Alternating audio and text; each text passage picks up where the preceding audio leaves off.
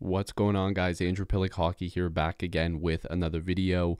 I actually had a different video planned for today that was scheduled to go up, but the Maple Leafs made a trade. Now it's kind of minor, and you know what? You could kind of say it kind of sucks on the other hand, because Mikko Lehtinen, the defenseman that the Toronto Maple Leafs acquired, the KHL Defenseman of the Year, they got him in the offseason. There was a lot of talk about him potentially being a top four guy in the Leafs organization. I went out and said that he would definitely get that opportunity, but I guess he just didn't impress enough in camp. Or it's the fact that the way that the Leafs lineup was put together, they just didn't see a place for him, because it was basically, to me, in my understanding, it was him or Dermott, honestly, and then they would move him up and down the lineup depending on where they needed him. Now, this is probably just the beginning of the Leafs shuffling around some stuff, but this is probably also Kyle Dubas giving Mikko Lehtinen the benefit of the doubt. Now, I will pull up the name of the goalie that we acquired from the Columbus Blue Jackets, Veni Vehviläinen. Again, very tough name, but no disrespect. Sorry, I just hit the microphone. No disrespect, of course. Vehviläinen is 24 years old. And again, this isn't like some like top-notch prospect, but nonetheless, I wanted to make a video on it because it does matter, because the Leafs made a move. And I do have a couple things to say about Mikko Lehtinen after. But he made his NHL debut with the Blue Jackets on March 6th. He appeared in one game with Cleveland of the AHL, in 13 games with JYP Liga in 2020-2021.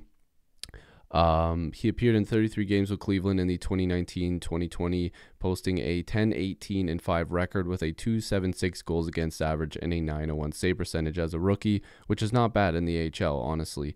So you can see some of his other stats here. He played in He's a Finland native. He's played all over the place. He captured a gold medal at the 2019 IIHF World Championships and previously won gold at the 2016 World Juniors. He was also named a top 3 player for Finland at the 2017 World Juniors after posting a 3-2-0 record with a 1.51 goals against average and a 931 save percentage. Vehviläinen was originally selected by Columbus in the 6th round in the 2018 NHL draft. Now, this is the Toronto side of it, of course, or sorry, now the Columbus side of it. Mikko Lehtinen going over, he's 27 years old, so he'll get a shot surely with Columbus to play in some games. They've been struggling, but 3 assists in 9 games. So this is what I need to say about Mikko Lehtinen. So before he came over to Toronto, I watched quite a lot of film on him. I watched some games. I did as much research as I possibly could. There's a lot of tweets coming in, so I'm just trying to make sure that I've got all the information coming in correctly. But what I do need people to understand is that it could be a situation like that it just didn't work in Toronto for what they needed. Toronto didn't need another offensive defenseman type that had the ability to play a little bit of a two-way game. It just didn't transfer over to the Leafs style of play. He could go somewhere else and play incredible. I mean, I hate to make this comparison because I don't think it's fair to make this comparison, but Tyson Barrie played really well in Colorado, of course, way established. Mikko Lehtinen hasn't established anything in the NHL yet, but he came to Toronto, and you would think that's a slam dunk. You know, they have all offense, like Barrie would fit in 100%, but it didn't work. Now he's in Edmonton, and sure, he's still not the greatest defensive defenseman, but he's putting up big points because that's his job, is to just feed the forwards and play on the power play. That's the type that Mikko Lehtinen is. He's not good defensively, but he can put up numbers as an offensive defenseman. And I'm sure if the Leafs had him in every single game, he probably would have put up some better numbers offensively and probably would have had a decent spot in our lineup. But the Leafs are going with Riley and Brody as a top pair with a lot of offense and you know, obviously Brody's got the defensive side. Then you have the Hall and Muzzin pairing that has a little bit of offense and some decent playmaking, but it's a defensive pairing. And then you have Dermott and Bogosian, who has, you know, some good defense, a little bit of grittiness, some toughness, with a tad bit of offense. They've got a good mindset still in both ends of the ice. Like, that's actually a pretty underrated pairing so far. And then if you factor in the fact that Rasmus Sandin is NHL ready and the Leafs are priming Liljegren to be a two-way guy, I guess there just wasn't room for Mikko Lehtinen to ever have a solid place in this lineup. And I think he'll excel somewhere else. I actually do think he'll be quite good. Barrie is trending in Canada. I don't know if that's about Tyson Barrie, which would be ironic that I'm talking about him, or Barrie, just the place in Canada, if you guys know where that is. But I have family there, but that's beside the point. I think that Lehtinen's going to, get a good shot there. I really do believe that this makes a lot of sense for both teams. Now, I just wanted to, again, pull up Vaini Vehelainen. I'm probably butchering his name, but I don't know why his elite prospects page is not loading properly. But just let's just take another quick look at some of the things here.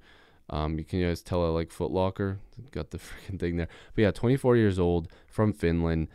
Again, a sixth round pick, but like the numbers aren't too bad. If you look at some of these numbers, like he's posted some pretty good seasons. Now, right here is a problem, obviously, but these are very, very small sample sizes. Like this is literally one game. If you play 5 games, these numbers could change completely, good or bad. Same thing with the 13 here. Like this is not exactly, a great way of looking at it. This is more impressive. I mean, 33 games, like this is more of a sample size, and this isn't great numbers, but there's 3 shutouts in there, a decent save, like not a good save percentage, but for a rookie, 276. Like these numbers reflect more of this. You know what I mean? Like this is more of the sample size. This is only 15 games in, just a couple games in the NHL and AHL, and 13 games as a loan, right? So this, if people are going to look at these numbers and over exaggerate it, then that's kind of crazy. You can't over exaggerate these numbers either, because they're also small sample sizes. But I mean, you're seeing a pattern. Like when you get more games, he's playing better. So goaltenders sometimes don't, like they take forever to like develop, like the Leafs have been working with Wall for so long. They've been working with Scott for so long. And maybe this is another project for them. Maybe they see something in him, because sure, Lehtinen right now doesn't have any trade value, but potentially he could be very good for Columbus. And that's something that the Leafs were probably telling them, like, listen, this guy just doesn't have a shot in our lineup right now. We have depth that we think is ahead of him, and we just can't give him the minutes, because he might have said, yo, like, I'm going back to the KHL. I don't really want to play here because I'm not getting the shot. And, Kyle Dubas before has traded away guys that haven't gotten that shot. And, he's trying to give them that opportunity to go and play somewhere else. He did it with Josh Levo, and it looks like he's doing that again with Lehtinen. So again, this trade, just a straight up 1-for-1, but there is a little bit that I did want to talk about, and that's why this video, I didn't realize, is over 8 minutes. I apologize. I wanted it to be about 5 minutes, but there's a lot to unpack, even though it's such a minor trade, because this could end up being a much better trade for one of these teams, depending on if Lehtinen actually does pan out, because there's too much good in that defenseman in terms of his offense for him to just be a bust in the NHL. I actually do believe he's got potential to be a really solid, at least third pairing offensive style defenseman, because he has the pedigree in other leagues that he can put up good numbers, and I think that it will translate with a lot of time on the ice. You can't judge a guy in 9 games. It's impossible. Like, that's really unfair. You cannot judge him in just 9 games. And it's the same thing with this goaltender. You can't judge him for a 1 AHL game this year or last year and 1 NHL game in his entire career and say, yep, this guy sucks. Because when he plays more games, he looks much better, which is obviously a good thing. So, yeah. Let me know what you guys think. Very quick trade. I've got some pretty good videos coming up in the next couple days. If you guys were just looking at my screen, I had like a million tabs open because, yeah, I was about to talk about a bunch of different things. But now I have to post this. So I'll see you guys in the next video or stream. Make sure to subscribe. Peace.